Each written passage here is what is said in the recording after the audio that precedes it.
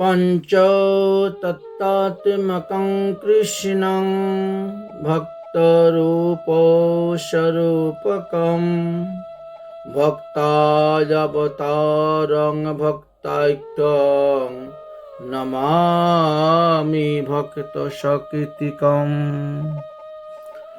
গদাধরমহং বন্দে আচার্য মাধবনন্দনং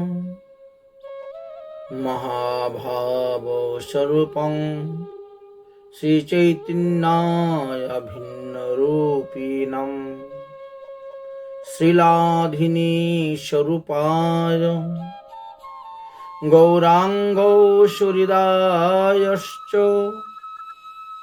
ভক্তশক্তিপ্রদায়ায় গদাধর নমস্তুতে। পঞ্চতত্ত্বের মধ্যে যে আমাদের শ্রী গদাধর পণ্ডিত, তিনার আবির্ভাব তিথি পড়েছে আগামী বৈশাখ মাসের 3 তারিখ, 3রা বৈশাখ 1433 বঙ্গাব্দ শুক্রবার, অর্থাৎ বৈশাখ অমাবস্যা দিন, 17 এপ্রিল 2026 খ্রিস্টাব্দ। তো গদাধর পণ্ডিতের আবির্ভাব তিথি উপলক্ষে তিনার জীবনী কথা আমরা আস্বাদন করব। গতকালকে আমরা এর প্রথম পর্ব আস্বাদন করেছিলাম। প্রথম পর্বে গদাধর পণ্ডিতের আবির্ভাব থেকে আরম্ভ করে গদাধর পণ্ডিত নীলাচলে গমন পর্যন্ত ব্যাখ্যা করেছিলাম যে মহাপ্রভুর সন্ন্যাস গ্রহণের পর যখন মহাপ্রভু নীলাচলে গিয়েছিলেন, গদাধর পণ্ডিত মহাপ্রভুর সেবা করার জন্য নবদ্বীপ ধাম হইতে তিনি গৌর ভক্তদের সঙ্গে, বিশেষ করে সেন শিবানন্দের সঙ্গে তিনি নীলাচলে গিয়েছিলেন মহাপ্রভুর সেবা করার জন্য। এতটুকু পর্যন্ত আমরা গদাধর পণ্ডিতের জীবনী প্রথম খণ্ডে আলোচনা করেছিলাম, প্রথম পর্বে। এখন আমরা দ্বিতীয় পর্ব আস্বাদন করব। গদাধর পণ্ডিত সমস্ত ভক্তগণের সঙ্গে তিনি 1434 শতাব্দে জগন্নাথপুরী নীলাচলে গিয়েছিলেন সেন শিবানন্দের সঙ্গে। সমস্ত ভক্তগণ সঙ্গে তারা মহাপ্রভু দর্শন করতে গেলেন। সবাই একে একে মহাপ্রভুকে প্রণাম করলেন। গদাধর পণ্ডিত মহাপ্রভুর চরণে প্রণাম করে আত্মসমর্পণ করে দিলেন। আর তিনি বললেন, প্রভু, আমি আর শ্রীক্ষেত্র ত্যাগ করিয়া কখনো কোথায় যাব না। আমি ক্ষেত্র সন্ন্যাসী হইলাম, ইহাই আমার প্রতিজ্ঞা। আমি এই ক্ষেত্রে বাস করিয়াই সর্বদা আপনার সেবা করিব।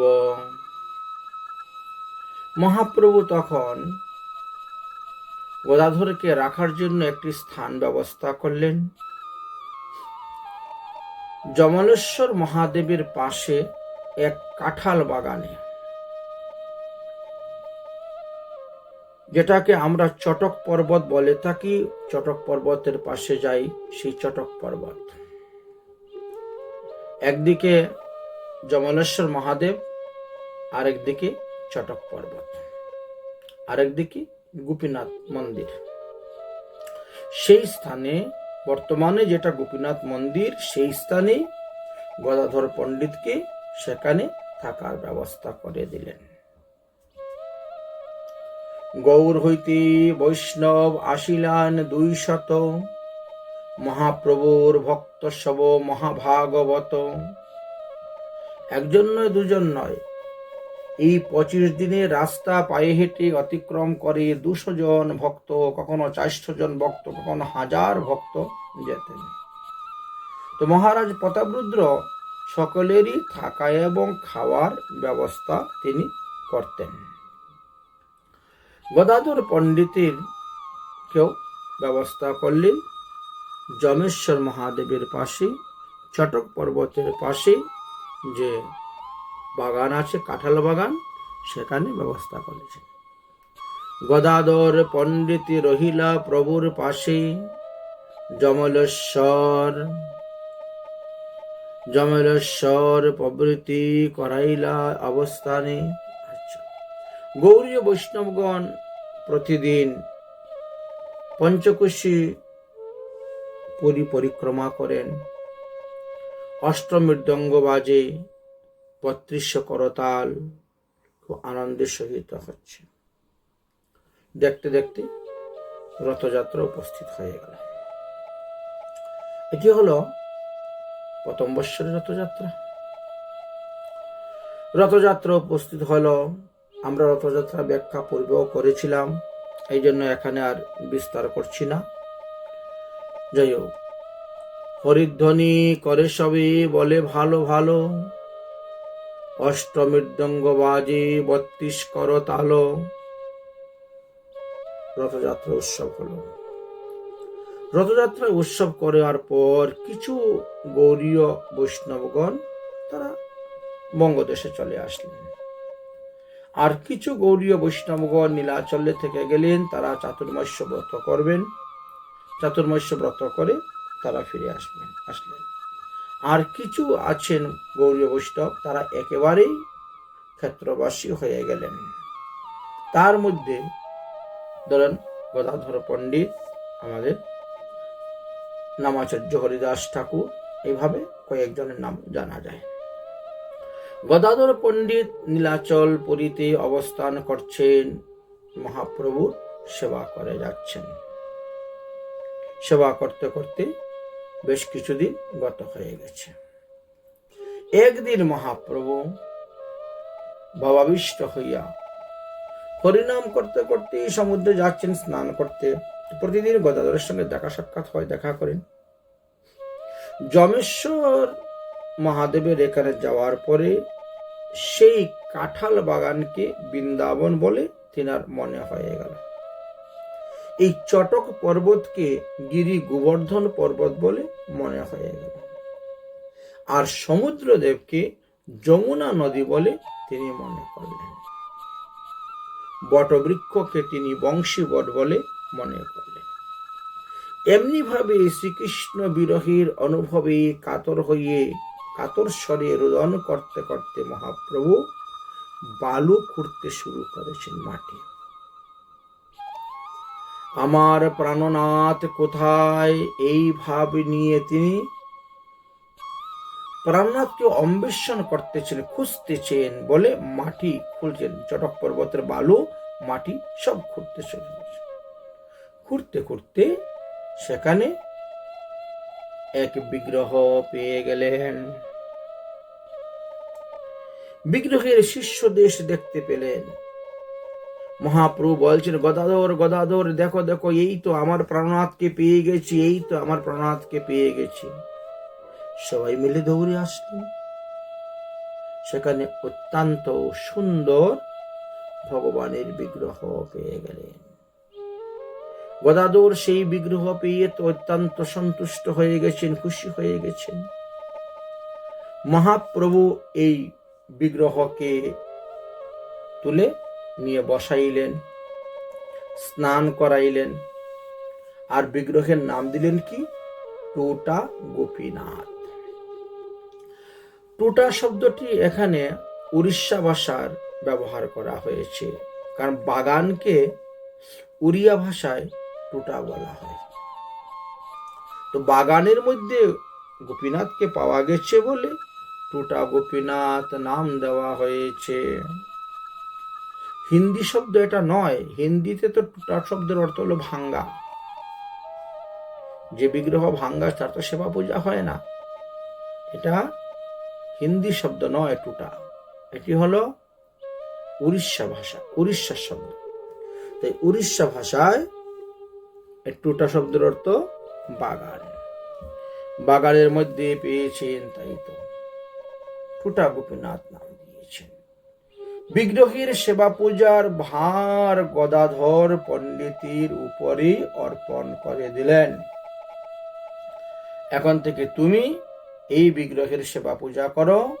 তুমি হলে ক্ষেত্র সন্ন্যাসী, যেহেতু ক্ষেত্র ত্যাগ করে তুমি কখনো কোথায় যাবে না, যে তাহলে যতদিন দেহের মধ্যে প্রাণ আছে ততদিন এই টুটা গোপীনাথের সেবাই তুমি মনে প্রাণে করতে থাকো। এইভাবে তিনার উপরে দায়িত্ব দিয়ে দিলেন। প্রতিদিন ভাগবত পাঠ করেন গদাধর পণ্ডিত, মহাপ্রভু এসে শ্রবণ করেন। এইভাবে দ্বিতীয় বৎসরের রথযাত্রা চলে গেল, তৃতীয় বৎসরের রথযাত্রা চলে গেল। একদিন গদাধর পণ্ডিত মহাপ্রভুকে বলছেন, আগে যখন আমি গুরুমন্ত্র স্মরণ করতাম তখন না আমি রাধা গোবিন্দের লীলা দর্শন করতে পেতাম, অষ্টকালীন লীলা স্মরণ করতে পারতাম। কিন্তু জানি না কোন অপরাধের কারণে আমার এই লীলা স্মরণ হচ্ছে না। মন্ত্র স্মরণের সময় আমি সেই ইষ্টদেবের দর্শন করতে পারছি না। মহাপ্রভু বললেন, গদাধর, হয়তো তুমি মন্ত্রটি জুড়ে জুড়ে উচ্চারণ করেছিলে, এই জন্য কেউ তোমার মন্ত্র শুনে নিয়েছে, যার কারণে তোমার এই মন্ত্রের শক্তি নষ্ট হয়ে গিয়েছে। এই জন্যই তোমার আগের মতন সেই ভজনে নিষ্ঠা রুচি আসতেছে না, হচ্ছে না। গুরুমন্ত্র, দীক্ষা মন্ত্র, হরিনাম সবই মনে মনে জপ করতে হয়।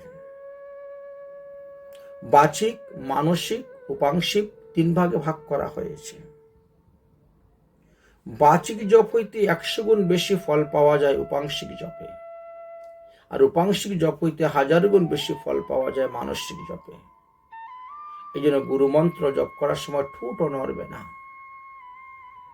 বললেন, মানসিক ভাবে জপ করতে হবে। তাহলে এখন কি করা যায়? মহাপ্রভু বললেন, গদাধর, তাহলে তোমাকে আবার পুনর্দীক্ষা মন্ত্র নিতে হবে, তবেই গিয়ে সেই মন্ত্রতে শক্তি আসবে, তবেই তুমি আগের মতো ভজন করতে পারবে। গদাধর পণ্ডিত তখন মহাপ্রভুকে বলেন, তাহলে আপনি আমাকে পুনরায় আবার দীক্ষা প্রদান করেন। মহাপ্রভু বললেন, না, তোমার সদ্গুরুদেব, সম্প্রদায়ের অন্তর্ভুক্ত সদ্গুরুদেব, তিনি থাকতে আমি তোমাকে কেন দীক্ষা দিব? তিনি তো এখনো জীবিত আছেন, প্রকট লীলায় আছেন। অপেক্ষা করো, কিছুদিন পরেই তিনি আসবেন, আর তিনি আসার পরে তিনার কাছ থেকে পুনরায় তুমি আবার দীক্ষা নিয়ে নিও। যাই হোক, তারপরের বছরেই রথযাত্রা উপলক্ষে পুণ্ডরিক বিদ্যানিধি এসে উপস্থিত হয়েছেন। গদাধর পণ্ডিত তখন সমস্ত ঘটনা বললেন। পুণ্ডরিক বিদ্যানিধি পুনরায় তিনাকে সেই দীক্ষা মন্ত্র প্রদান করলেন। গদাধর পণ্ডিত দেখো পূর্ণ মন্ত্র দিলা, অরুণ ষষ্ঠী দিনে যাত্রাজি করিলা। তারপরে অরুণ ষষ্ঠী দিবসে গদাধর পণ্ডিতকে পুণ্ডরিক বিদ্যানিধি পুনরায় আবার দীক্ষা মন্ত্র প্রদান করলেন। তারপরে অরুণ ষষ্ঠী আদি অনেক লীলাই হয়েছিল। যাই হোক, এইভাবে কিছুদিন তিনি বাস করলেন। গদাধর পণ্ডিত মনের আনন্দে সেবা পূজা করতে শুরু করলেন। মহাপ্রভু জগন্নাথপুরীতে অবস্থান করতে করতে 5ম বৎসরে রথযাত্রা হয়ে গেল। 5ম বৎসরে রথযাত্রার সময় পরে মহাপ্রভু সবাইকে বললেন, তোমরা আর আগামী বছর রথযাত্রায় আসিও না, আমি কিন্তু এবার বৃন্দাবন ধামে যাব, বৃন্দাবন দর্শন করার জন্য যাব, অতএব এই বছর তোমরা আসিও না। গদাধর পণ্ডিতকে বললেন, গদাধর, তুমি ক্ষেত্রে বাস করে তুমি টুটা গোপীনাথের সেবা করো, আমি বৃন্দাবনে যাচ্ছি দর্শন করার জন্য। কিন্তু গদাধর তখন মানছেন না। গদাধর বলছেন, আমিও আপনার সঙ্গে যাব, আমি আপনার সঙ্গে যাব বৃন্দাবনে। মহাপ্রভু বললেন, তুমি যে প্রতিজ্ঞা করেছ তুমি জগন্নাথ পরিত্যাগ করে কোথাও যাবে না, তুমি টুটা গোপীনাথের সেবা ছেড়ে কোথায়ও যাবে না, তাহলে তুমি আমার সঙ্গে যাবে কেমন করে? তুমি একা নিয়ে থাকো। গদাধর, তুমি আমার সঙ্গে যেতে পারবে না। গদাধর পণ্ডিত তবে বড় দুঃখ পাইলেন, যেতে পারবেন না বলে। ক্ষেত্র সন্ন্যাস না ছাড়িও প্রভুর নিষেধিলা। পণ্ডিত কহে, যাহা তুমি সেই নীলাচল, ক্ষেত্র সন্ন্যাসী মোর যাহক রসাতল।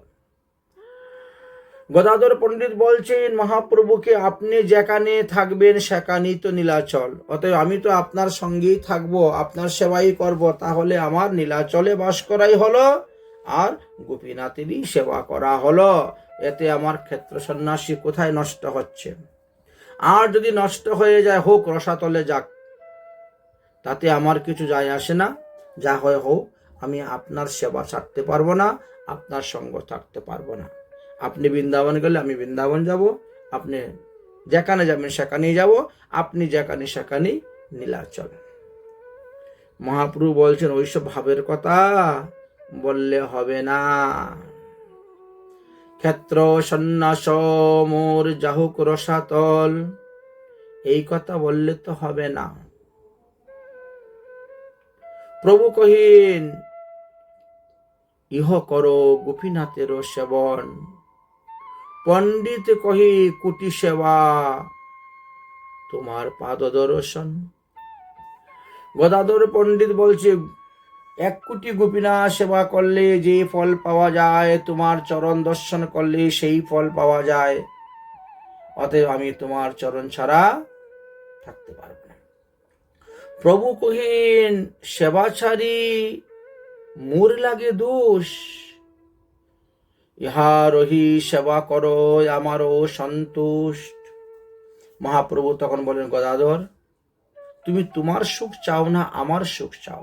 বলো, যদি তুমি আমার সুখ চাও তাহলে তুমি নীলাচলেই থাকো আর টুটা গোপীনাথের সেবা করো, এটাই হলো আমার সন্তোষ। পণ্ডিত কহে, সব দোষ আমার উপর, তোমার সঙ্গে না যাইব তো যাইব একেশ্বর। ঠিক আছে, হে প্রভু, তুমি তো যত দোষ আছে সব আমার উপরেই ফেলে দিচ্ছ, আর তুমি আমাকে তোমার সঙ্গে নিয়ে যাবে না যখন, তো আমি একা একাই যাব বৃন্দাবন, একা যাব বৃন্দাবন। আই দেখিতে যাব না যাব তোমা লাগি, প্রতিজ্ঞা সেবা ত্যাগ দোষ তাই আমি ভাগী। ঠিক আছে, আমি তো মাতা পিতা আত্মীয় স্বজন ইষ্টি কুটুম্বকে দেখার জন্য ক্ষেত্র ছেড়ে ত্যাগ করে যাচ্ছি না, আমি যাচ্ছি তোমার সেবা করার জন্য, তোমার সঙ্গে থাকার জন্য। এতে যদি আমার প্রতিজ্ঞা ভঙ্গ হয়ে যায়, এতে যদি আমার নরকে যেতে হয়, সব দোষ আমি মাথা পিতে নিতে রাজি, তথাপিও তোমার সেবা ত্যাগ করে যেতে পারব। এত বলি পণ্ডিত গোসাই পৃথক চলিলা। এই বলে গদাধর পণ্ডিত আলাদাভাবে একা একা বৃন্দাবনের দিকে রওনা হয়ে গেলেন। এদিকে মহাপ্রভু নীলাচল নবদ্বীপ থেকে পুরী থেকে বেরোলেন এবং তিনি আলালনাথ পর্যন্ত গেলেন। সেখান থেকে সাক্ষী গোপাল, তারপরে তিনি ভুবনেশ্বর, তারপর কটক গিয়ে উপস্থিত হয়েছেন মহানন্দা নদী এবার পার হওয়ার জন্য। কটকে আসিয়া প্রভু তাহার সঙ্গে আনাইলা, পণ্ডিত গৌরব প্রেম বুঝনা যায়, প্রতিজ্ঞা শ্রীকৃষ্ণ সেবা ছাড়ি তৃণ প্রায়। মহাপ্রভু যখন কটকে গেলেন তখন দেখছেন গদাধর অন্য ঘাটে দিয়ে নৌকা করে নদী পার হওয়ার জন্য প্রস্তুত হয়ে গেছেন। মহাপ্রভু সঙ্গে সঙ্গে ডাকলেন, আসো আসো আসো গদাধর, আসো, এদিকে আসো, এদিকে আসো। মহাপ্রভুর প্রতি এতটাই অনুরাগ ছিল গদাধরের যে তিনি তার প্রতিজ্ঞা ভঙ্গ করতেও তিনি বিন্দুমাত্র ভয় পেলেন না। তিনি টুটা গোপীনাথের সেবা ছাড়তেও ভয় পেলেন না, নীলাচল ত্যাগ করতেও ভয় পেলেন না। পণ্ডিতের গৌরব প্রেম বুঝানো না যায়, গভীর প্রেম, প্রতিজ্ঞা, শ্রীকৃষ্ণ সেবা, এই দুটাকেই তিনি তৃণের মতন ত্যাগ করে দিলেন, ছেড়ে দিলেন। তাহার চরিত্রে প্রভু অন্তরে সন্তুষ্ট, মনে তো খুব সন্তুষ্ট, কিন্তু বাইরে দিয়ে ক্রোধ দেখাচ্ছেন লোক শিক্ষার জন্য। গদাধরের চরিত্রে প্রভু অন্তরে সন্তোষ, তাহার হাতে ধরে কহেন করি প্রণয় রোষ। আবার বাইরে দিকে একটু প্রণয় রোষ দেখাচ্ছেন, ক্রোধ দেখাইয়া বলছেন, তোমার কি মাথা খারাপ হয়েছে গদাধর? প্রতিজ্ঞা সেবাচারী, তুমি আমার সঙ্গে যাবে, এ তোমার উদ্দেশ্য? সেই সিদ্ধ হইল ছাড়ি এলা দূর দেশে। তুমি কি এই জন্য নবদ্বীপ ধাম ত্যাগ করে এসেছো, এত দূরে এসেছো? আমার সঙ্গে রহিতে চাহ, বাঞ্ছ নিজ সুখ, তোমার দুই ধর্ম যায়, আমার হয় দুঃখ। আমার সঙ্গে থাকাটাই তো তোমার সুখ, তাহলে তুমি তোমার নিজের সুখটা বাঞ্ছা করতেছ। কিন্তু তোমার এই নিজের সুখ বাঞ্ছা করতে গিয়ে তোমার দুদিকের দুটি ধর্ম নষ্ট হচ্ছে। এক হলো ক্ষেত্রে বাস করার প্রতিজ্ঞা, দ্বিতীয় হলো টুটা গোপীনাথের সেবা। মোর সুখ চাহ যদি নীলা চলে যাও, চলো, আমার শপথ, যদি তুমি আর কিছু বলো, আর একটা কথাও বলবে না, তুমি যাও নীলাচলে, টুটা গোপীনাথের সেবা করো। এত বলি মহাপ্রভু নৌকায় চলিলা, গদাধর পণ্ডিত তখন মূর্ছিত হইয়া পড়িলা। সার্বভৌম ভট্টাচার্য সবাই মিলে উঠাইয়া তিনাকে নিয়ে আসলেন। ভট্টাচার্য কহে, উঠো, এবি প্রভুর লীলা, তুমি জানো কৃষ্ণ নিজে প্রতিজ্ঞা ছাড়িলা। তখন সার্বভৌম ভট্টাচার্য বলছেন, মহাপ্রভুর লীলা বোঝা বড় ভার, তুমি তো জানো ভগবান শ্রীকৃষ্ণ কুরুক্ষেত্রের যুদ্ধে প্রতিজ্ঞা করেছিলেন আমি অস্ত্র ধারণ করব না, তারপরও তিনি অস্ত্র ধারণ করেছিলেন। ভক্ত কৃপায় ভীষ্মের প্রতিজ্ঞা রাখিতে, এই মতো প্রভু তোমায় বিচ্ছেদ সহিলা। জানি মহাপ্রভু তোমাকে ছাড়া থাকতে কষ্ট হয়, খুব বিচ্ছেদ পাচ্ছে, কিন্তু প্রতিজ্ঞা রক্ষার জন্য, তোমার ভালোর জন্য, তোমার প্রতিজ্ঞা রক্ষার জন্য মহাপ্রভু তোমাকে ত্যাগ করে বিচ্ছেদ মন নিয়ে তিনি যাচ্ছেন বৃন্দাবন। তোমার প্রতিজ্ঞা রক্ষা হইল যত্ন করিয়া, এই মতো কহিতারি প্রবোধ করিয়া, দুইজনে সুখাকুল নীলাচলে এলা। অর্থাৎ সার্বভৌম ভট্টাচার্য এবার গদাধর পণ্ডিতকে নিয়ে নীলাচলে এসেছেন। প্রভু লাগি ধর্ম কর্ম ছাড়ে ভক্তগণ, ভক্ত ধর্ম হানি কব না যায় সহন। যদি কোনো ভক্ত তার ধর্মকর্ম ছেড়ে দেয় প্রভুর সেবার জন্য, প্রভু সেটা সহ্য করতে পারতেন না।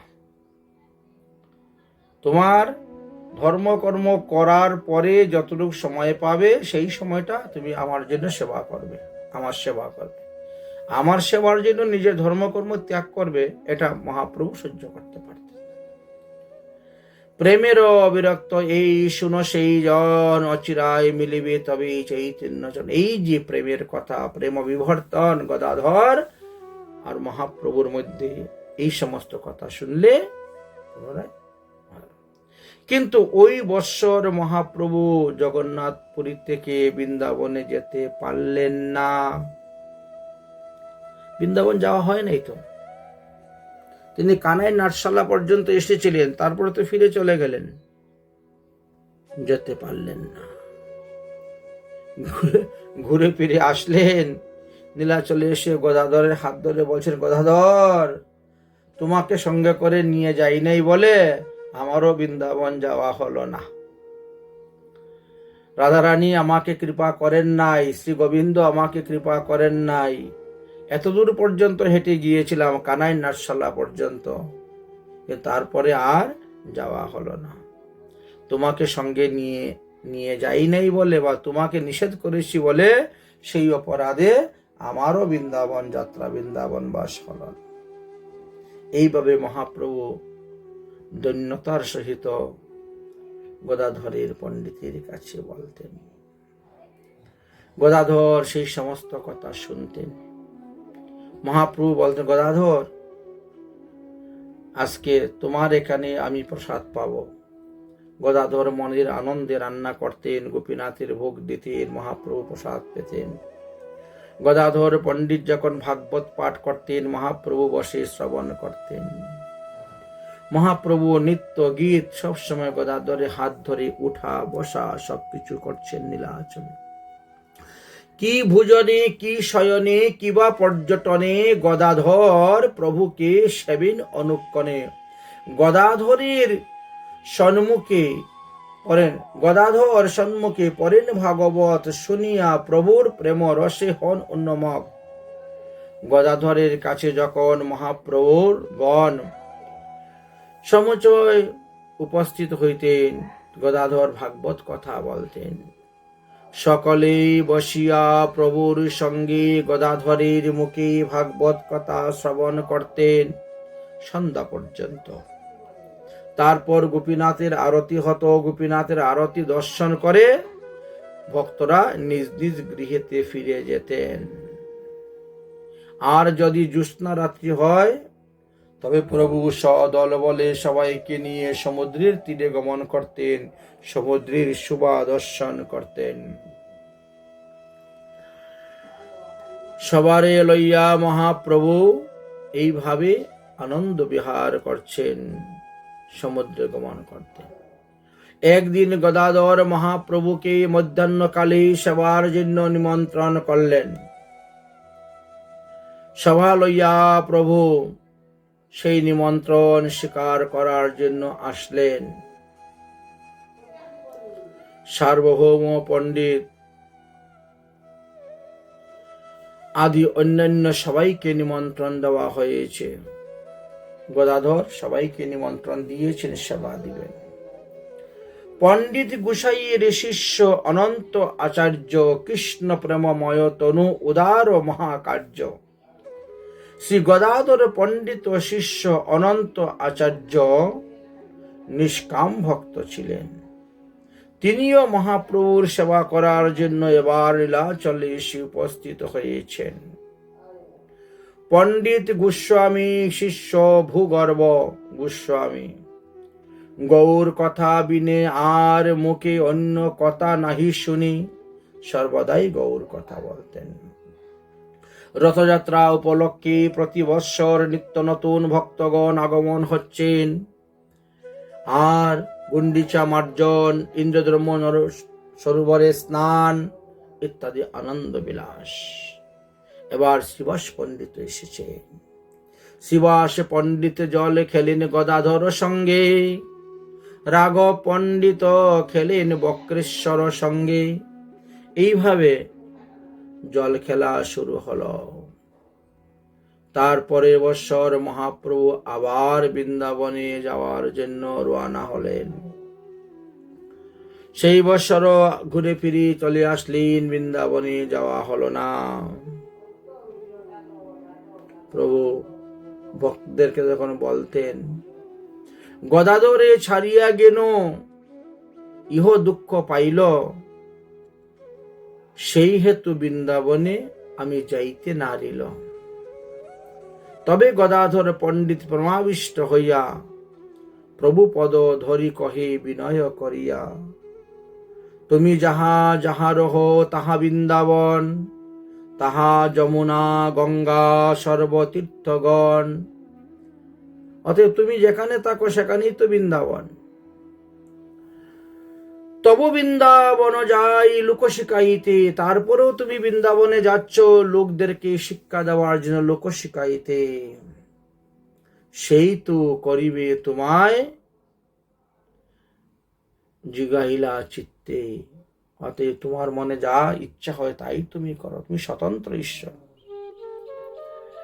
এই আগে আইন প্রভু বর্ষা 4 মাস, এই 4 মাসও করো নীলাচলে বাস। অতএব এখন আর বৃন্দাবনে যাওয়ার জন্য প্রস্তুত হওয়ার দরকার নেই, সামনে বর্ষাকাল আসতেছে, এতে এই 4 মাস নীলাচলেই বাস করো। এর পরের বৎসর মহাপ্রভু গৌর হয়ে বৃন্দাবনে গিয়ে পৌঁছেছিলেন এবং বহুদিন পরে বৃন্দাবন ধাম দর্শন করে পুনরায় আবার নীলাচলে গিয়েছিলেন। চতুর্দিকে সংবাদ এসেছিল যে মহাপ্রভু এবার বৃন্দাবনে গিয়েছেন, দর্শন করে এসেছেন, এবার রথযাত্রা ধুমধাম করা হবে। স্বরূপ দামোদর, পণ্ডিত গদাধর, জগদানন্দ, কাশীশ্বর, গোবিন্দ বক্রেশ্বর, এই সবাইকে নিয়েই তো মহাপ্রভুর লীলা খেলা। তারা যখন শুনলেন মহাপ্রভু বৃন্দাবন ধাম পরিক্রমা করে পুনরায় আবার নীলাচলে প্রবেশ করছেন, তখন তারা জগন্নাথের মালা প্রসাদে নিয়ে স্বাগত জানাবার জন্য গেলেন। এইভাবে মহাপ্রভুর সঙ্গে ভক্তগণের লীলা চলছিল। নীলাচলে প্রভু সঙ্গে যত ভক্তগণ, সভার অধ্যক্ষ প্রভু মর্ম 2 জন। বললেন এতজনের মধ্যে মর্ম অন্তরঙ্গ 2 জন ছিলেন। কে কে? এক হলো পরমানন্দ পুরী, আর এক হলো স্বরূপ দামোদর। এই 2 জন গদাধর জগদানন্দ, শঙ্কর বক্রেশ্বর, দামোদর পণ্ডিত ঠাকুর হরিদাস, রঘুনাথ বৈদ্য আর রঘুনাথ দাস ইত্যাদি ইত্যাদি অনেক বৈষ্ণবের নাম আছে, যারা তখন নীলাচলে বাস করে মহাপ্রভুর সেবা করতেন। ইত্যাদি পূর্বসঙ্গী বড় ভক্তগণ নীলাচলে রহি করেন, তারা প্রভুর সেবন। এরা সবসময় নীলাচলে বাস করে মহাপ্রভুর সেবা করতেন। পণ্ডিত গোসাইও কইলা নীলাচলে বাস, বক্রেশ্বর দামোদর শঙ্কর্ষণ, শঙ্কর হলদার, শঙ্কর হরিদাস, জগদানন্দ, ভগবান গোবিন্দ, কাশীশ্বর, পরমানন্দ পুরিয়ার, স্বরূপ দামোদর, ক্ষেত্রবাসী রামানন্দ রায় প্রভৃতি প্রভুর সঙ্গে সবার হয় নিত্য স্থিতি। প্রতিদিন তাদের উঠা বসা কথাবার্তা হতো। গদাধর পণ্ডিত আর জগন্নাথপুরী ত্যাগ করে কোথায়ও গেলেন না, সেখানে থেকে গেলেন। গদাধর জগদানন্দ স্বরূপের মুখে রসানন্দ ভাগবত কথা শ্রবণ করতেন। এই 4 জন প্রভুর ভাব বুঝে প্রভুর সেবা করাতেন। মহাপ্রভু সর্বদাই গদাধরের ভাবে ভাবিত হয়ে গদাধরের বসেতেই থাকতেন। গদাধর পণ্ডিত মহাপ্রভুকে মধ্যাহ্ন ভোজনের জন্য টুটা গোপীনাথে প্রায়ই নিমন্ত্রণ দিতেন। একবার মহাপ্রভুকে যখন নিমন্ত্রণ দিলেন, তখন সনাতন গোস্বামী পাদ নীলাচলে ছিলেন। সনাতন গোস্বামী পাদ নীলাচলে ছিলেন। নিমন্ত্রণ দেওয়া হলো সনাতন গোস্বামী পাদকেও। সনাতন গোস্বামী পাদ তখন সমুদ্রের ধার দিয়ে আসতে গিয়ে উত্তপ্ত বালুর কারণে পায়ের নিচে ফুসকা পড়ে গিয়েছিল সেই নিমন্ত্রণ স্বীকার করতে। এদিকে মহাপ্রভু আদি সমস্ত ভক্তগণ তারা সনাতনের অপেক্ষা করতে করতে বিলম্ব হয়ে যাচ্ছে দেখে তারপরে মহাপ্রভু ভোজনে বসলেন। মহাপ্রভুর ভোজন শেষ, সনাতনে প্রবেশ করলেন। মহাপ্রভু জিজ্ঞাসা করলেন, সনাতন, তোমার মধ্যাহ্নকালে ভোজনের নিমন্ত্রণ, এত দেরি হলো কেন তোমার আসতে? তোমার জন্য আমরা অনেকক্ষণ অপেক্ষা করেছি, তারপরে প্রসাদ পেয়ে নিয়েছি। সনাতন বললেন, উত্তপ্ত বালুকাময় সমুদ্রের কোল দিয়ে আসতে গিয়ে দেরি হয়ে গেছে। কেন? এত সুন্দর রাস্তা, শীতল ছায়া, গাছ আছে, গাছের শীতল ছায়া দিয়ে আসলে না কেন? বলে, ওদিকে আসতে গিয়ে যদি কোনো জগন্নাথের পাণ্ডার সঙ্গে আমার শরীর স্পর্শ হয়ে যায় তাহলে অপরাধ হবে, কারণ আমার শরীর তো অপবিত্র। এই জন্য মহাপ্রভু তখন সনাতনকে ধরে আলিঙ্গন করলেন। তার পায়ের ব্রণ পুরা ফুসকা ভালো হয়ে গিয়েছিল। এইভাবে লীলা। একদিন মহাপ্রভু বলেন, আমি কার কার নিকট হইতে সাধ্য সাধন তত্ত্ব জেনেছি জানো? আমি যে ভজন পথে এতটুক এসে এই বুঝতে পেরেছি, ও অনেকের কাছ থেকে আমাকে শিখতে হয়েছে। নামের মহিমা আমি শিখেছি নামাচার্য হরিদাস ঠাকুরের কাছ থেকে। কার কার কাছ থেকে কি শিখেছেন? মহাপ্রভু একদিন সমস্ত ভক্তদেরকে ব্যাখ্যা করে বলছেন, হরিদাস ঠাকুর মহাভাগবত প্রধান, প্রতিদিন লয় তিহু 3 লক্ষ নাম। নামের মহিমা আমি তারটাই শিখিন, তাহার প্রসাদে নামের মহিমা জানিন। আচার্য রত্ন, আচার্য নিধি আর পণ্ডিত গদাধর, জগদানন্দ, দামোদর, শঙ্কর, বক্রেশ্বর, কাশীশ্বর, মুকুন্দ, বাসুদেব, মুরারি, আর যত বৈষ্ণব আছেন গৌরে অবতারী, তাদের কাছ থেকেও আমি অনেক শিক্ষা লাভ করেছি। কৃষ্ণ নাম প্রেম কইন জগতে প্রচার, ইহা সবার সঙ্গে কৃষ্ণ ভক্তি যে আমার। আমি যে কৃষ্ণ ভক্তি জগতে প্রচার করতেছি, এই সমস্ত কৃষ্ণ ভক্তি ওই কৃষ্ণ ভক্তের সঙ্গ করতে করতেই তো আমি লাভ করতে পেরেছি। অর্থাৎ মহাপ্রভু বলছেন, গৌরীয় ভক্তবৃন্দের কৃপাতে আমি কৃষ্ণ ভক্তি লাভ করিতে সমর্থ হইয়াছিলাম, এবং সেই ভক্তি আমি ভক্তদেরকে দান করিয়াছি। যাই হোক, রথযাত্রার পূর্ব বৎসর প্রতি বৎসরই একইভাবে রথযাত্রা হচ্ছে নিয়ম অনুসারে। 7 সম্প্রদায় তৈরি করেন। রথযাত্রার দিনে মহাপ্রভু নর্তন কীর্তন আরম্ভ করেন। পূর্ববত 7 সম্প্রদায় পৃথক করিয়া অদ্বৈত নিত্যানন্দ, হরিদাস, বক্রেশ্বর, শিবাস, রাঘব, পণ্ডিত গদাধর 7 জন 7টাই করেন নর্তন। হরিবল হরিবল প্রভু করেন কীর্তন। এইভাবে মহাপ্রভু লীলা করতেন এবং নীলাচলে অবস্থান করে তিনি ভজন করতেন।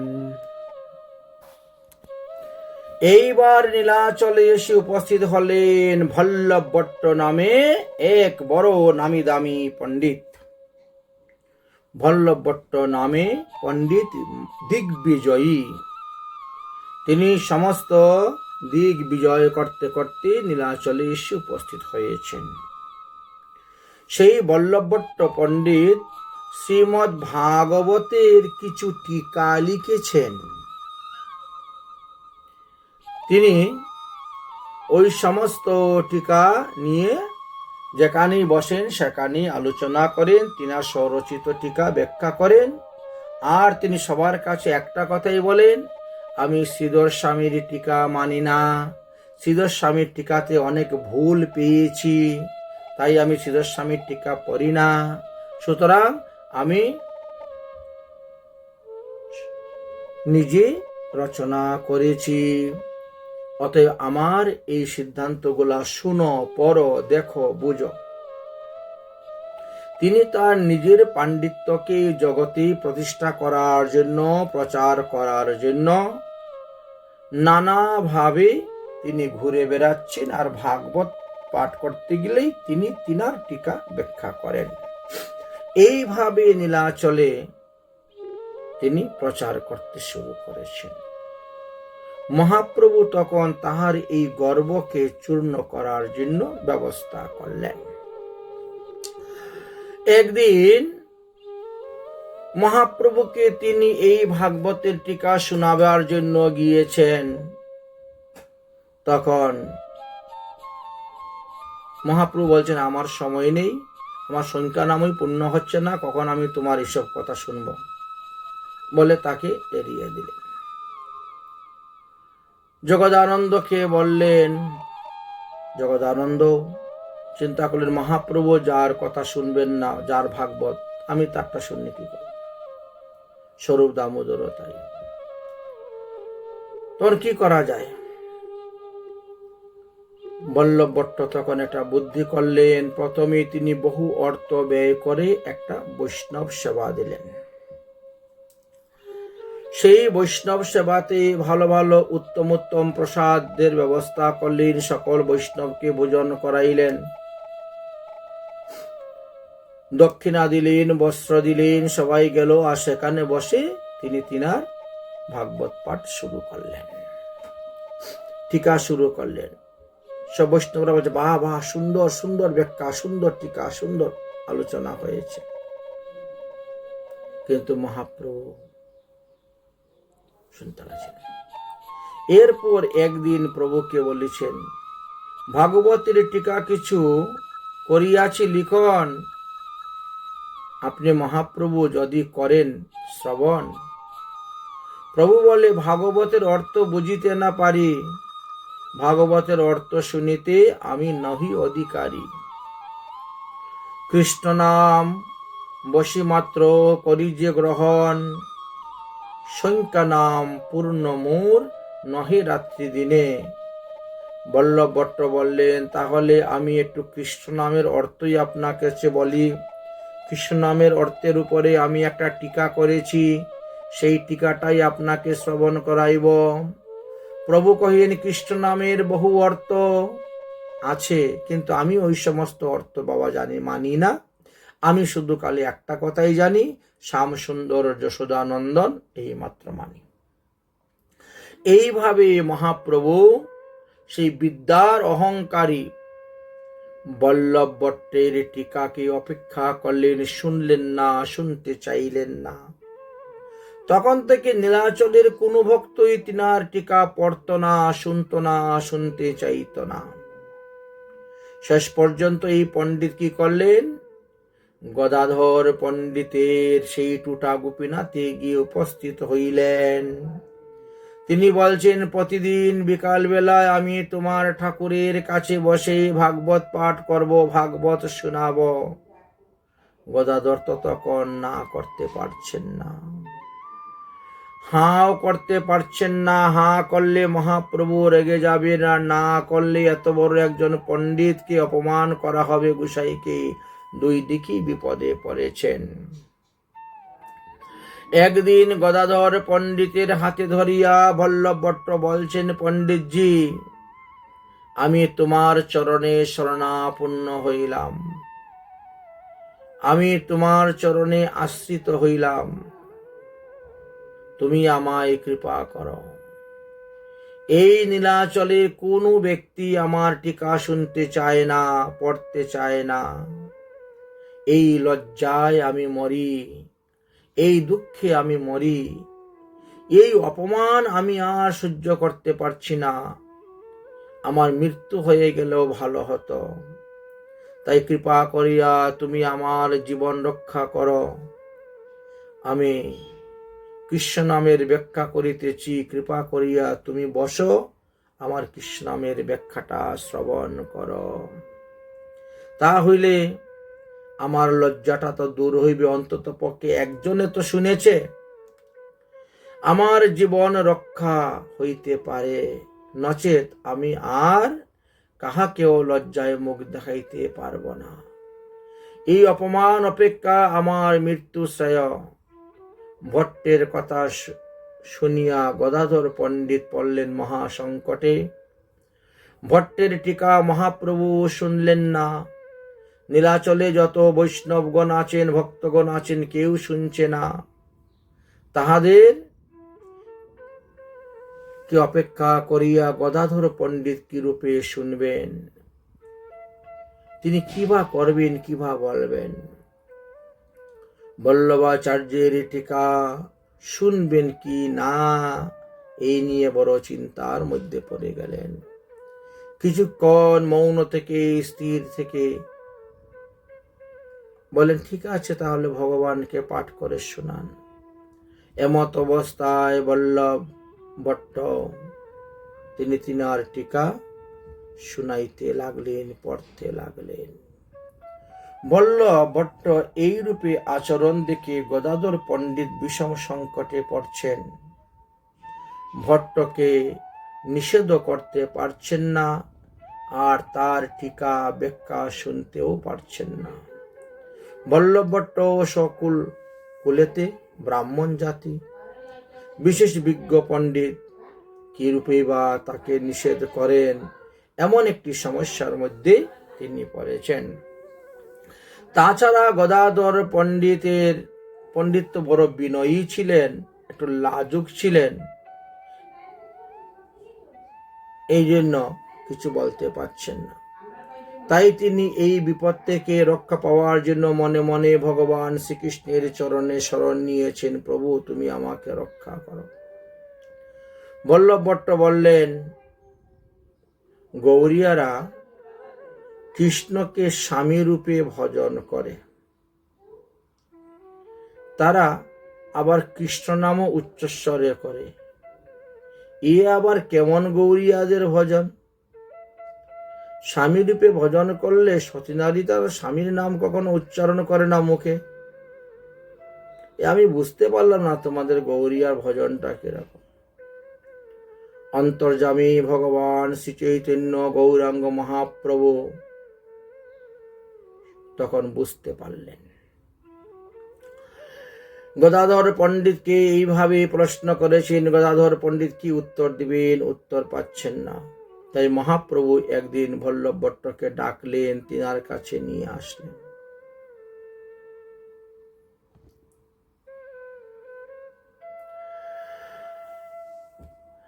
এবং আদরের সহিত তাকে বসাইলেন, কাছে বসাইয়া নানা বিষয়ে প্রসঙ্গ নিয়ে আলোচনা করতে করতে মহাপ্রভু হাসি মুখে বলতে শুরু করলেন, জানো পণ্ডিতজি, যে নারী স্বামীকে মানে না সেই নারী বেশ্যাতে গণন হয়।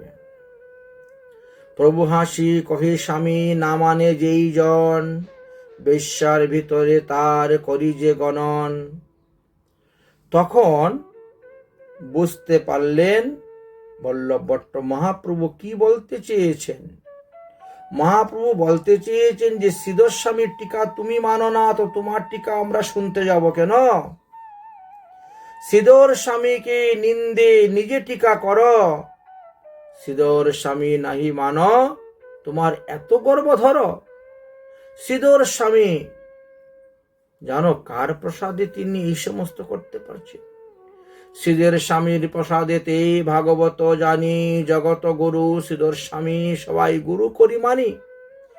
শ্রীধর উপরে গর্ব করে তুমি টিকা করতেছ, এটা তোমার ভালো হচ্ছে না। হস্ত হস্ত লিখে সেই লুকে না মানিবে, শ্রীধরের অনুগত হইয়া যে টিকা করিবে, সর্বলোকে মান্য করি তাহা শুনিবে। শ্রীধরকে মানি না বলে বা তার টিকায় ভুল বলে যে তুমি কোনো টিকা লিখতে যাও, তোমার লেখা টিকা কেউ পড়বে না, কেউ শুনবে না। তুমি যদি শ্রীধর স্বামীর অনুগত হইয়ে তুমি পড়ো, তাহলে সবাই তোমার টিকা পড়বে, তোমার ব্যাখ্যা শ্রবণ করবে, সর্বলোক মান্য করি করিবে গ্রহণ। অতএব তুমি ভুল করতেছ পণ্ডিতজি, তোমার অহংকার ত্যাগ করো, অভিমান ত্যাগ করো, পাণ্ডিত্যের গর্ব ত্যাগ করে শ্রীধর স্বামীর অনুগত হয়ে ভাগবতের টিকা লেখো, ভাগবতের টিকা ব্যাখ্যা করো। অভিমান ছাড়িয়া ভজ কৃষ্ণ ভগবান, অপরাধ ছাড়ি করো কৃষ্ণ সংকীর্তন, অচিরাত পাবে তবে কৃষ্ণের চরণ। অতঃপর মহাপ্রভু গদাধর পণ্ডিতকেও শাসন করলেন, গদাধর, যার টিকা আমি শুনি নাই, তুমি কেন তার টিকা শুনলে? বারবার প্রণয় কলহ করে প্রভু শনে, অন্যান্য ঘটমটি চলে দুই জনে। গদাধর পণ্ডিতের শুদ্ধ গাঢ় ভাব, রুক্মিণী দেবীর যেন দক্ষিণ স্বভাব। এই অর্থে এই নয় যে গদাধর রুক্মিণী, এখানে বলছেন যে রুক্মিণী আর শ্রীকৃষ্ণের মধ্যে যেমন সবসময় একটা খটপট লেগে থাকতো, খটমটি সংসারের মধ্যে খটমটি লেগেই থাকতো দুজনের মধ্যে, ঠিক তেমনি ভাবে গদাধর আর মহাপ্রভুর মধ্যেও এইভাবে একটা প্রণয় প্রেমের কলহ সর্বদা লেগেই থাকত। সেই অর্থে এখানে রুক্মিণী বলা হয়েছে, কিন্তু বাস্তবে গদাধর ব্যক্তি রুক্মিণী নহেন, শ্রীমতী রাধারানী আছেন। তার প্রণয় রূষ দেখিতে প্রভুর ইচ্ছা হয়, ঐশ্বর্য জ্ঞানে তার রূষ না উপজয়। মহাপ্রভু ইচ্ছা করে গদাধরকে রাগাতেন, তার রাগ দেখার জন্য, তার রূষ দেখার জন্য। কিন্তু যত কিছু বলো না কেন, গদাধর একেবারে মাটির মানুষ, তার মধ্যে কোনো ক্রোধ নাই, কোনো রোষ নেই, কিছুই নেই। যাই হোক, শুনি গদাধরের মনে উপজিল ত্রাস, পূর্বে যেন কৃষ্ণ যদি করিলা পরিহাস। তখন গদাধরের মনে এই ত্রাস এসে গেল যে তাহলে কি আমাকে ত্যাগ করে দিবেন নাকি মহাপ্রভু? আমি এই বল্লভ ভট্টের মুখের ভাগবত কথা শুনেছি বলে, তার টিকা শুনেছি বলে। যেমন রুক্মিণীর মনে ত্রাস উপস্থিত হয়েছিল মহাপ্রভু শ্রীকৃষ্ণ যখন পরিহাস করেছিল রুক্মিণীর সঙ্গে, সেই ভাগবতের সেই কথাটা এই স্থানে এসে উপস্থিত হয়েছে। এই বলে কেউ মনে করবেন না যে গদাধর রুক্মিণী, এটা ভুল সিদ্ধান্ত। গদাধর রাধা রানী। শ্রীল গদাধর পণ্ডিত মাধুর্য ভাবের কিশোর গোপালীর উপাসনা করছিলেন। তাই তাহার সঙ্গে সঙ্গে থাকতে থাকতে তার সঙ্গের প্রভাব পড়ে গেল। বল্লভ ভট্ট তখন গদাধর পণ্ডিতের কাছে দীক্ষা প্রার্থনা করলেন, আপনি আমাকে এই কিশোর গোপাল মন্ত্রে আমাকে দীক্ষা প্রদান করুন। যদিও তিনি বাৎসল্যভাবে বালগোপাল শ্রীকৃষ্ণের উপাসনা করতেন বা বালগোপালের স্বরক্ষর গোপাল মন্ত্র জপ করতেন, কিন্তু এখন বল্লভাচার্যের মনে হলো অষ্টদশাক্ষর কৃষ্ণ মন্ত্র আমি গ্রহণ করব। তাই গদাধরের নিকটে সেই মধুর ভাবের মধুর রসের ভজনের কিশোর গোপাল মন্ত্র উপাসনার মন্ত্রে তিনি আবার দীক্ষা গ্রহণ করতে চাইলেন। গদাধর তখন বলছেন, হে পণ্ডিত, আমি পরতন্ত্র, আমার প্রভু গৌরচন্দ্র, তার আজ্ঞা বিনে আমি নহি স্বতন্ত্র। অর্থাৎ মহাপ্রভুর আজ্ঞা ছাড়া আমি কখনো কাউকে দীক্ষা মন্ত্র প্রদান করতে পারব না। গদাধর পণ্ডিত আরো বললেন যে, হে বল্লভ ভট্ট, তুমি যে আমার নিকটে প্রতিদিন আগমন করো, আমার এখানে বসে প্রতিদিন ভাগবত পাঠ করো, ইহাতে মহাপ্রভু অসন্তুষ্ট। ইহাতে মহাপ্রভু আমাকে সর্বদা দোষস্বরূপ দেখেন, দোষারোপ করেন, আমার সঙ্গে প্রণয় রোষ করেন। অতএব তুমি আমার এখানে আসবে না, আমি তোমাকে দীক্ষা মন্ত্র দিতে পারব না। এই কথাটা শেষ হতে না হতে ইত্যবসরে মহাপ্রভু স্বরূপ দামোদর, জগদানন্দ এবং গোবিন্দ, এই কজনকে মহাপ্রভু পাঠাইলেন, যাও তো গদাধরকে আমার নিকটে নিয়ে আসো। আজ মধ্যাহ্নে গদাধরের সঙ্গে বসে একসঙ্গে ভোজন করব। মহাপ্রভুর নিমন্ত্রণ পেয়ে গদাধর আনন্দিত হলেন, চললেন। রাস্তাতে যাওয়ার সময় স্বরূপ দামোদর এবং জগদানন্দকে গদাধর তিনার মনের দুঃখের কথা বলছেন। এই ঘটনা, ভাই কি করি, মহাপ্রভুর সঙ্গে যে প্রণয় রস। স্বরূপ দামোদর এবং জগদানন্দ তখন গদাধরকে বুঝাইলেন, আরে তোমাকে পরীক্ষা করার জন্য মহাপ্রভু তোমার উপর মিছামিছি প্রণয় রোষ দেখান, এগুলো তো লোকশিক্ষার জন্য। এবং ওই বল্লভ ভট্টের অহংকার গর্বকে চূর্ণ করার জন্য, তার অহংকার নাশ করে তাকে শুদ্ধ ভক্ত করার জন্য মহাপ্রভুর এই নাটক বা এই লীলা। যাই হোক গদাধর, ওসব তুমি কিছু মনে করিও না, যাও মহাপ্রভুর কাছে যাও, তিনি তোমাকে নিয়ে বসে আজকে ভোজন করবেন। এবার গদাধর পণ্ডিত গিয়ে পৌঁছিলেন, মহাপ্রভুকে দণ্ডবত প্রণাম করে এবার বসলেন। মহাপ্রভু বলছেন, আমি জানি বল্লভ ভট্টের টিকা বা সিদ্ধান্ত কোনোটাই ভুল নয়, সবটাই তার শুদ্ধ, কিন্তু তাহার মধ্যে বিদ্যার অহংকারটা ছিল, বিদ্যার গৌরব ছিল। তারই অহংকারকে চূর্ণ করার জন্য, তারই গৌরবকে চূর্ণ করার জন্য আমি এই লীলা করেছিলাম, যাতে সে শুদ্ধ ভক্ত হইতে পারে, বিদ্যার অহংকার ত্যাগ করে। এই জন্য তার টিকা আমি শুনতে চাই নাই, পড়তে চাই নাই। যাই হোক, গৌর গুণোদ্দেশ দীপিকা অনুসারে জানা যায় যে দাপরে যিনি ব্যাসনন্দন সুখদেব গোস্বামী পাদ ছিলেন, তিনি এই বল্লভ ভট্ট রূপে এসে প্রকট হয়েছেন। সুতরাং তিনি ভাগবতের মর্ম ভালোই জানেন। কিন্তু যাহার চিত্তে গর্ব এবং অভিমান থাকে, বিদ্যমান থাকে, তাহার মহাপণ্ডিত্য বা সে মহাপণ্ডিত হলেও তিনি ভাগবতের মর্ম গ্রহণে অসমর্থ হয়ে যান। এই তত্ত্বটি মহাপ্রভু জগৎবাসীকে, জগৎজীবকে শিক্ষা দেওয়ার জন্য বল্লভ ভট্টের সঙ্গে তিনি এরকম আচরণ করেছিলেন। গদাধর এবার বুঝতে পারলেন, মহাপ্রভুর সঙ্গে বসে একসঙ্গে ভোজন করলেন।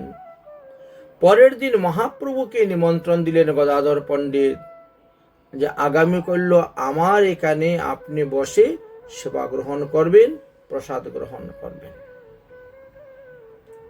গদাধরের উদ্দেশ্য ছিল কি, ওই সুযোগে বল্লভ ভট্টকে মহাপ্রভুর চরণে ক্ষমা চাইয়ে নেওয়া এবং গদাধরের নিকট থেকে যে যে দীক্ষা নিতে চাচ্ছে বল্লভ ভট্ট, তার অনুমতিটাও মহাপ্রভুর কাছ থেকে বিলটা পাস করিয়ে নেওয়া। এই জন্য তিনি তারপরের দিন মহাপ্রভুকে নিমন্ত্রণ দিলেন। মহাপ্রভু নিমন্ত্রণ স্বীকার করলেন। দিনান্তরে পণ্ডিত কইল, প্রভু নিমন্ত্রণ। প্রভু তাহা ভিক্ষা কইলা লইয়া সর্বজন। মহাপ্রভু আসলেন, সবাইকে নিয়ে বসলেন প্রসাদ খেতে। তখন ওই বল্লভ ভট্ট এসে চরণে পড়ে প্রণাম ছিল।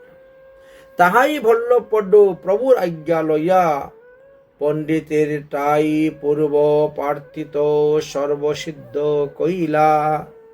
ওই সুযোগে মহাপ্রভুর চরণে পড়লেন, পরে বললেন। অতঃপর বল্লভ ভট্ট মহাপ্রভুর আজ্ঞা দিলেন যে যাও, তাহলে গদাধরের নিকট থেকেই কিশোর গোপাল মন্ত্রে তুমি দীক্ষা গ্রহণ করো। এই তো কহিল বল্লভ ভট্টের মিলন, যাহার শ্রবণে প্রায় গৌর প্রেমধন। বল্লভ ভট্ট তারপরে মহাপ্রভুকে জিজ্ঞাসা করলেন, প্রভু আমি একটা কথা জানতে চাই। কথাটা হলো, গৌরীয় বৈষ্ণব যারা, তারা সবাই ভগবান শ্রীকৃষ্ণকে স্বামী জ্ঞানে বা পতি জ্ঞানে তারা সেবা পূজা করে এবং ভগবান শ্রীকৃষ্ণের নামও সংকীর্তন করে। এই স্থানে আমার একটা সন্দেহ বা প্রশ্ন জেগেছে, যারা পতিব্রতা রমণী, তারা তো কখনো স্বামীর নাম উচ্চারণ করে না। তাহলে আপনারা যে পতিব্রতা রমণীর মতন কৃষ্ণ ভজন করে যাচ্ছেন, তাহলে কৃষ্ণ নাম কেন জোরে উচ্চারণ করেন? এটি আমি জানতে চাই। মহাপ্রভু তখন বললেন, যদি কারু স্বামী তার স্ত্রীকে বলে, এই তুমি আমাকে নাম ধরে ডাকবে, তাহলে আমি আনন্দ পাব, আমি সুখ পাব, তাহলে সেই পতিব্রতা নারীর কর্তব্য কি? স্বামীর আদেশ পালন করা, স্বামীর আজ্ঞা পালন করাই তো সতী নারীদের কাজ, কর্তব্য। তাই আমাদের স্বামী ভগবান কৃষ্ণচন্দ্র সর্বশাস্ত্রে সর্বদা বলে গেছেন, আমার নাম উচ্চস্বরে কীর্তন করবে। আমাকে উচ্চস্বরে ডাকবে। এই জন্য আমরা কৃষ্ণ নাম উচ্চস্বরে কীর্তন করি। ইহাতে আমাদের সতী ধর্ম নষ্ট হবে না, নারী ধর্ম নষ্ট হবে না, পতিব্রতা ধর্ম নষ্ট হবে না।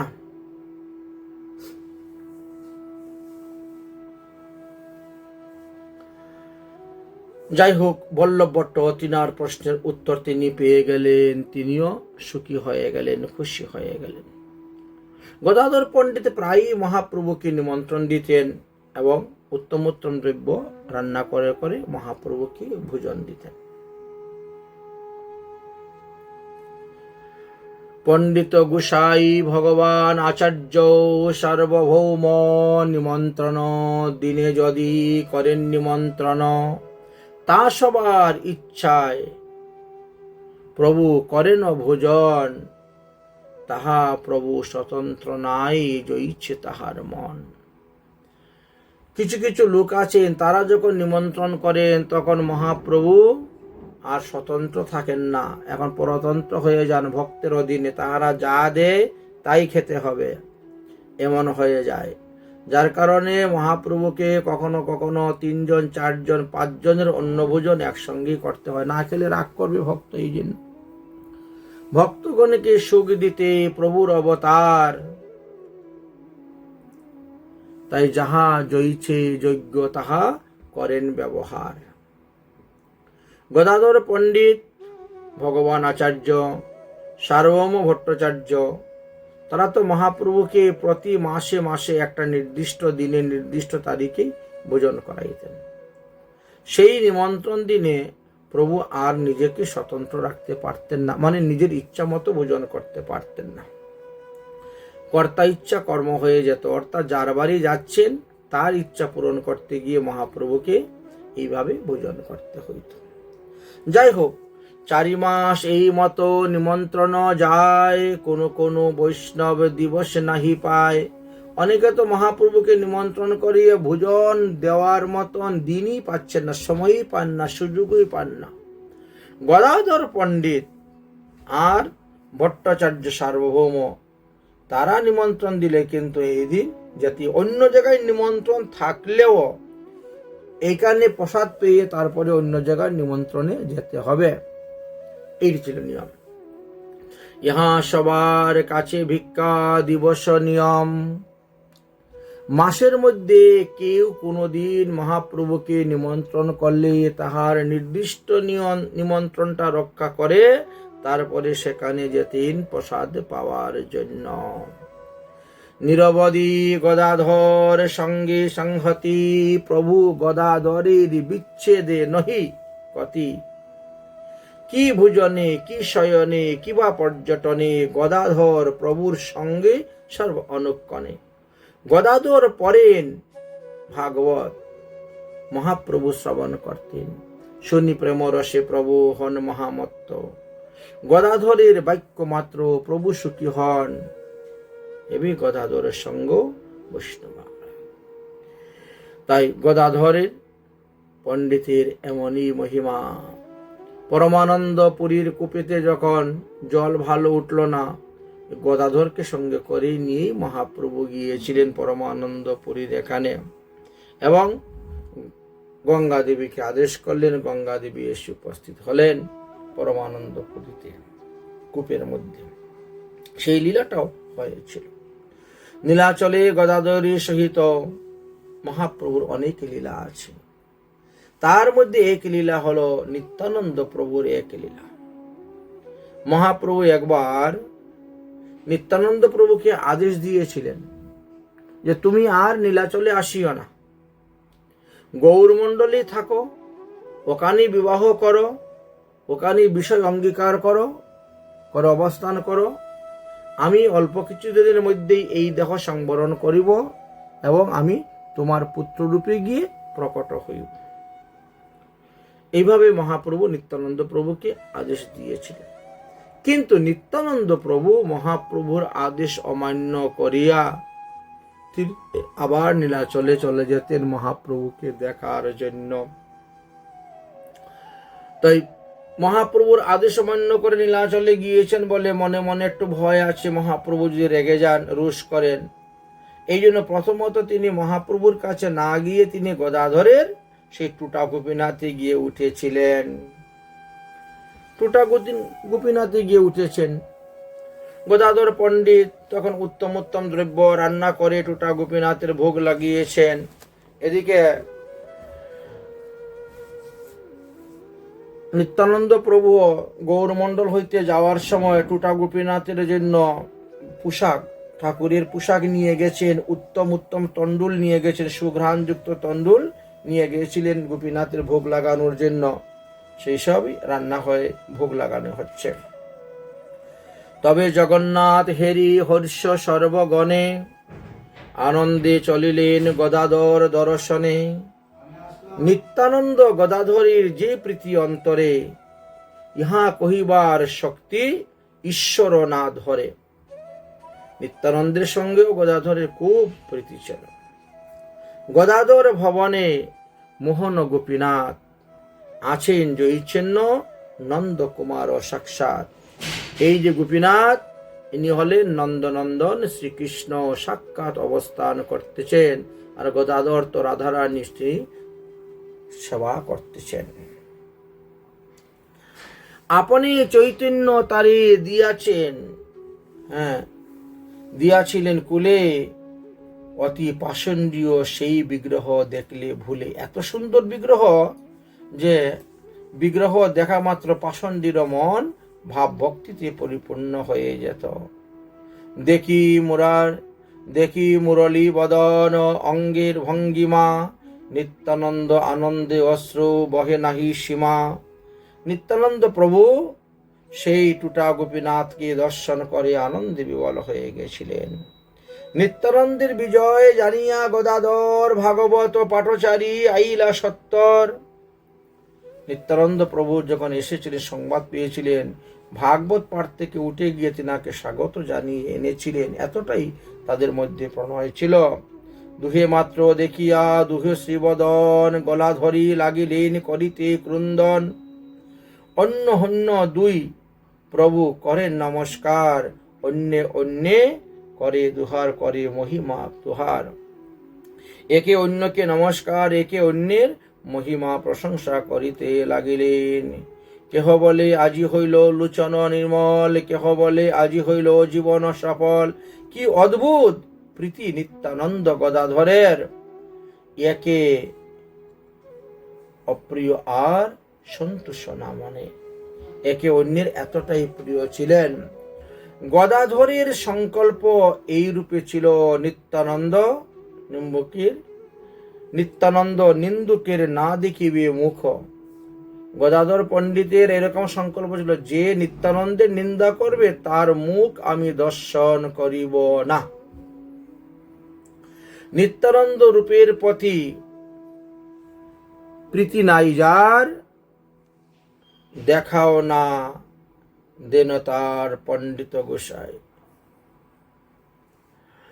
তবে দুই প্রভু স্থির হইয়া এক স্থানে বসিলেন চৈতন্য মঙ্গল কীর্তনে।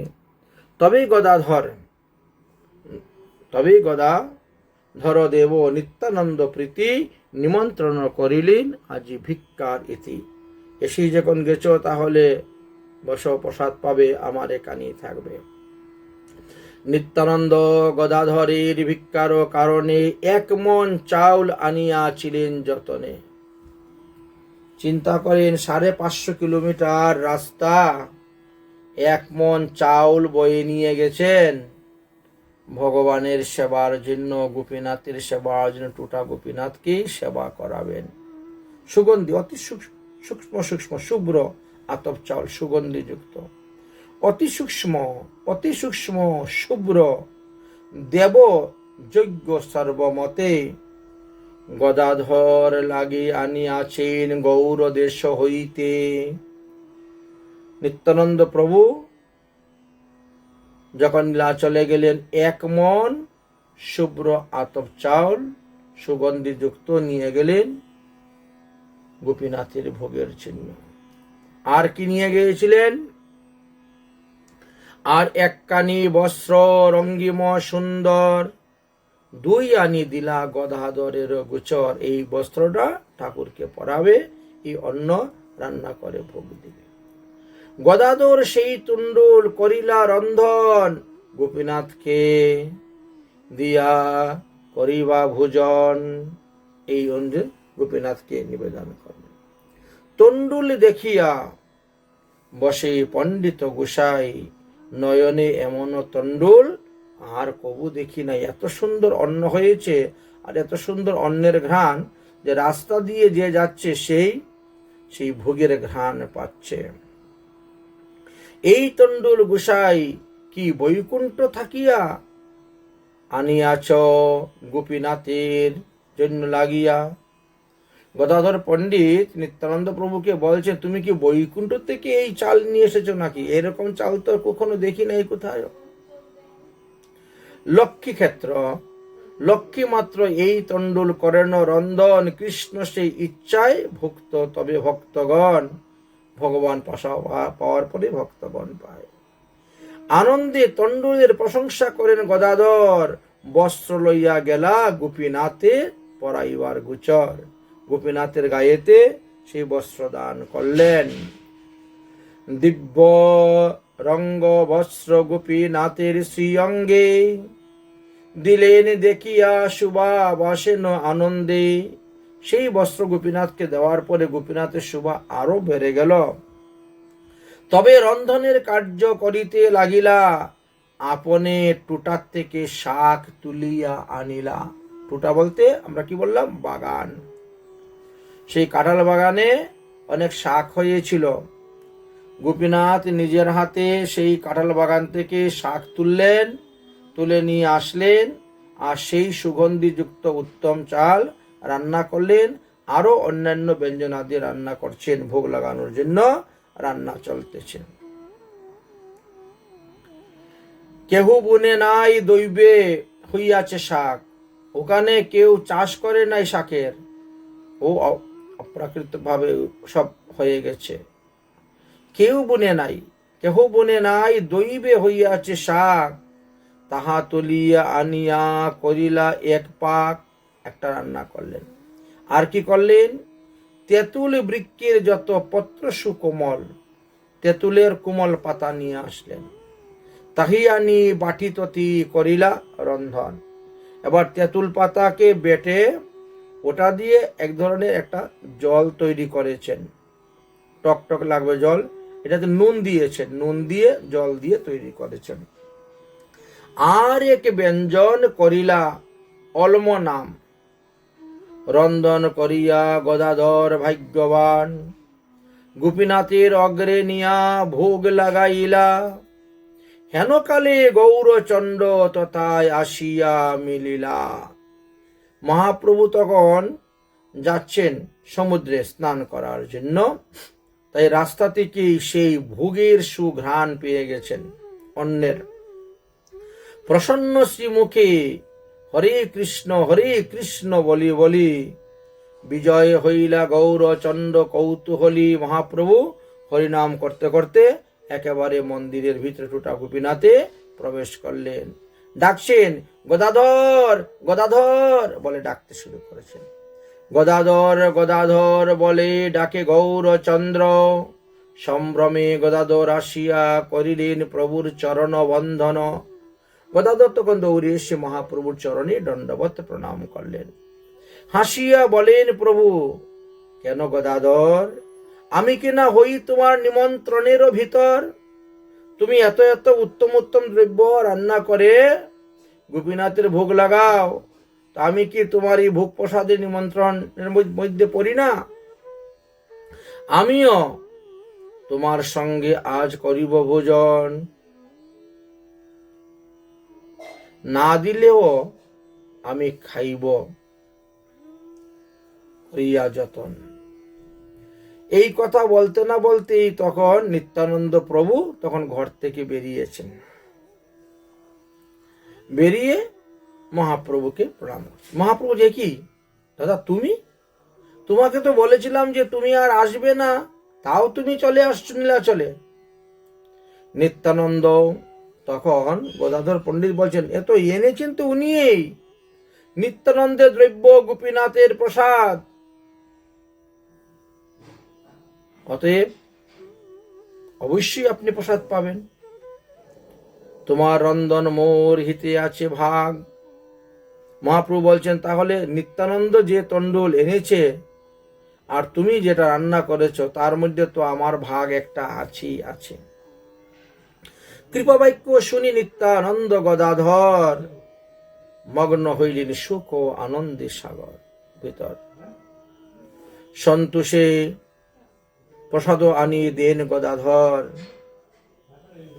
থইলেন গৌরচন্ড প্রভুর গোচর। মহাপ্রভু একদিকে বসলেন, নিত্যানন্দ প্রভু একদিকে বসলেন, আর মহাপ্রভুর সম্মুখে টুটা গোপীনাথের সমস্ত প্রসাদ তিনি এনে দিয়েছেন। সর্ব টুটা বেপিল অন্যের সুঘ্রাণে, সে ভগবানের ভোগ প্রসাদের ঘ্রাণে চতুর্দিকে মুহুর্মুহু করতেছে, মোহিত হয়ে গেছে অন্যের এত সুঘ্রাণ। ভক্তি করি প্রভু পুনর করেন অন্নকে প্রণাম, অন্নকে প্রণাম করছেন, ভোগকে বন্দনা করছেন, ভোগকে প্রণাম করতেছেন, এত সুন্দর ঘ্রাণ বয়েছে।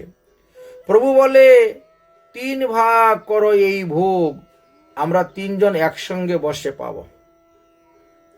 গদাধর বলে, আপনারা 2 জন আগে প্রসাদ পান, পরে আমি ভোজন করব, আমি এখন পরিবেশন করি। মহাপ্রভু না 3 থালে সমান ভাগে নাও, 3 জন একসঙ্গে বসবে। প্রভু বলে, 3 ভাগ সমান করিয়া অন্ন লই, তিনে ভুঞ্জি একত্র হইয়া, নিত্যানন্দ স্বরূপে তণ্ডুলেরও প্রীতি বসিলেন মহাপ্রভু ভোজন করিতে। 2 প্রভু ভোজন করেন 2 পাশে, সন্তোষে ঈশ্বর অন্ন ব্যঞ্জন পরিবেশে। প্রভু বলেন, হেন ব্যঞ্জন গন্ধ সর্বদা। প্রভু বলে, এই অন্নের সুঘ্রাণ সর্বদা, কৃষ্ণ ভক্তি হয় এতে নাহিক অন্যতা। গদাধর, কি তোমার মনোহর রন্ধন পাক, তুমি আমি এই রকম কবু নাহি খাই শাক, এরকম শাকও আমি কোনোদিন খাইনি। গদাধর, কি তোমার বিচিত্র রন্ধন, তেঁতুল পাতা দিয়ে করলে তুমি এত সুন্দর ব্যঞ্জন। মহাপ্রভু গদাধরের রান্নার প্রশংসা করতেছেন। গদাধর, কি তোমার বিচিত্র রন্ধন, তেঁতুলি পাতায় করো এত সুন্দর ব্যঞ্জন। বুঝিলাম বৈকুণ্ঠের রন্ধন করো তুমি, অর্থাৎ এখানে বোঝাতে চাচ্ছেন লক্ষ্মী। আচ্ছা, রাধারানীর তো প্রকাশ মূর্তি হলেন লক্ষ্মী, রাধারানী বিলাস মূর্তি, সেই অর্থে এখানে বলা আছে। বুঝিলাম বৈকুণ্ঠের রন্ধন করো তুমি, তবে আর আপনারে লুকাই বা কেমনি। গদাধর, তুমি তো স্বয়ং লক্ষ্মী ঠাকুরানী, তুমি নিজেকে কেমন করে লুকাইবে, আজকে তোমার রন্ধন খেয়ে আমি বুঝতে পেরেছি। এই মতো মহানন্দে হাস্য পরিহাসে ভোজন করেন 3 প্রভু প্রেমের রসে। এইভাবে প্রেমরসে কত কথা বলছেন, আর 3 জনে একত্রে বসে ভোজন করছেন। এই 3 জনার প্রীতি এই 3 জনই জানে, অন্য কেউ জানবেও না, বুঝবেও না। গৌরচন্ড ঝাটে না কহে না কোনো স্থানে, কিন্তু এইসব কথা অন্য কোথাও তিনি প্রকাশ করতেন না, শুধু ভক্তদের মধ্যে এটা গোপন থাকতো, 3 জনের মধ্যেই। কতক্ষণে প্রভু সব করিলা ভোজন, চলিলা পত্র লুটি খাইল ভক্তগণ। মহাপ্রভু ভোজন করে যখন উঠে গেলেন, তখন সমস্ত ভক্তরা মহাপ্রভুর অদরামৃত সবাই লুণ্ঠন করে খেতে শুরু করল। এই মতো ভোজন যে পরে যে বা শুনে, কৃষ্ণ ভক্তি কৃষ্ণ পায় সেই সব জানে। গদাধর শুভ দৃষ্টি করেন যাহারে, সেই জন জানে নিত্যানন্দ স্বরূপেরে। গদাধরের কৃপা না থাকলে গৌর নিত্যানন্দ সম্পর্কে কেউ জানতে পারে না।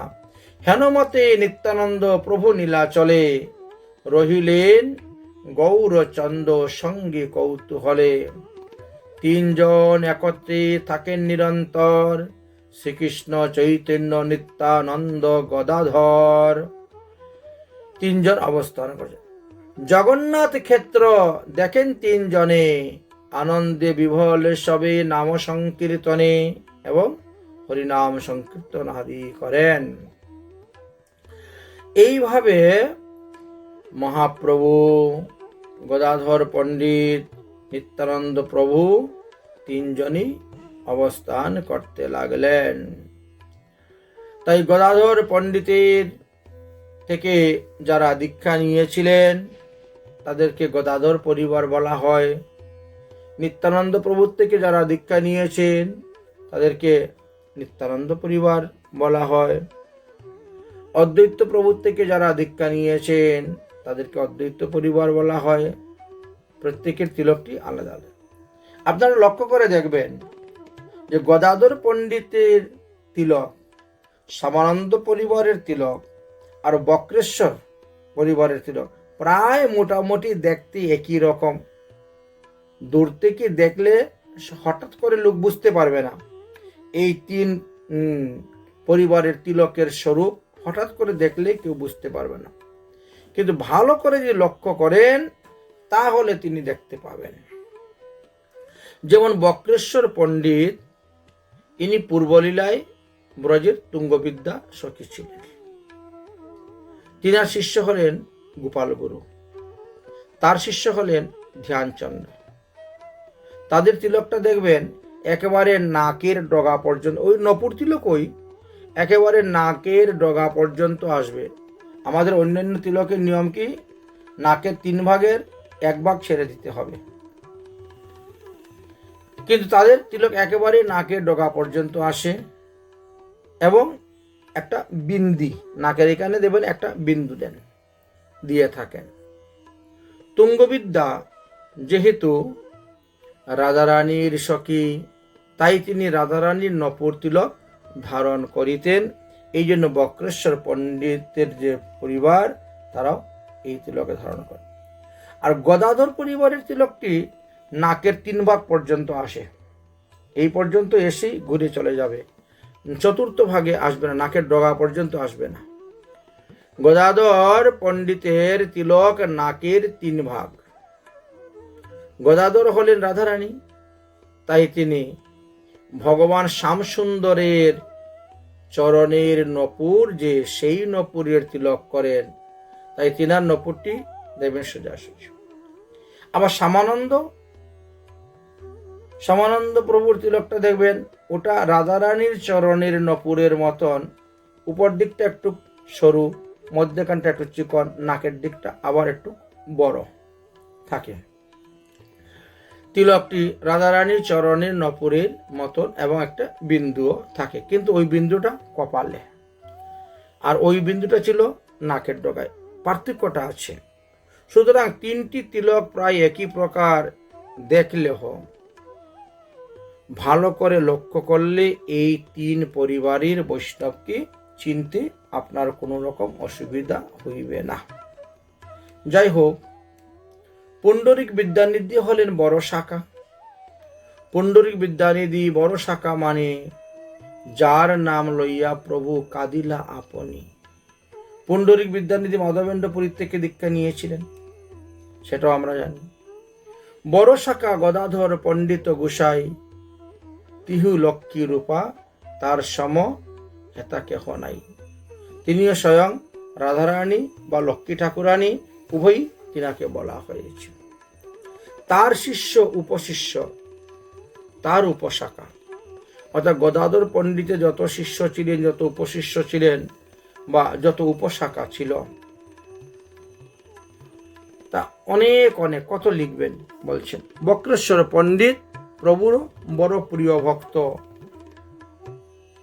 এক ভাব 24 প্রহর যাহার হয় নিত্য। একভাবে যিনি 24 প্রহর নৃত্য করতে পারতেন। বক্রেশ্বরে নৃত্যকালে মহাপ্রভু গান করতেন। মহাপ্রভু বলিতেন, বক্রেশ্বর তুমি আমার একটি শাখা, আমার একটি পক্ষ, মানে পাখির ডানা পক্ষ।